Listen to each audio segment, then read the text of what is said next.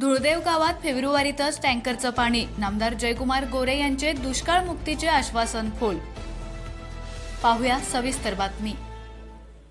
विधानसभा निवडणुकीपूर्वी येणाऱ्या 30 तारखेपूर्वी आंधळी धरणातील पाणी धुळदेव गावाला देऊ आणि ते नाही दिलं तर निवडणुकीचा फॉर्म भरणार नाही असं आश्वासन विद्यमान ग्रामविकास मंत्री जयकुमार गोरे यांनी दिलं होतं. निवडणूक संपून बराच काळ लोटला तरी धुळदेव पाण्यापासून वंचित राहिला आहे.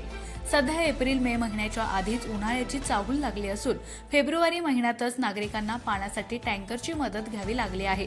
याबाबत धुळदेवमध्ये नामदार जयकुमार गोरे यांच्यामार्फत दिल्या गेलेल्या आश्वासनांच्या अपूर्तीबद्दल तीव्र नाराजी व्यक्त होत आहे. उत्तर माणमधील अनेक गावे आणि कारकेल, धुळदेव या गावांमध्ये लोकांना पिण्याच्या आणि जनावरांच्या पाण्यासाठी कसरत करावी लागत आहे. सध्या सुरू असलेल्या टँकरच्या पाण्यामुळे नामदार गोरे यांनी दिलेलं दुष्काळमुक्तीचं आश्वासन फोल ठरल्याची चर्चा धुळदेव गावासह पंचक्रोशीत रंगली आहे. याबाबत नामदार जयकुमार गोरे यांनी राज्याबरोबरच आपल्या मतदारसंघाची जबाबदारी समर्थपणे पेलून तालुक्यातील जनतेला नियमित आणि पुरेसा पाणीपुरवठा कसा होईल याकडे लक्ष देण्याची अपेक्षा लोकांमधून व्यक्त होत आहे.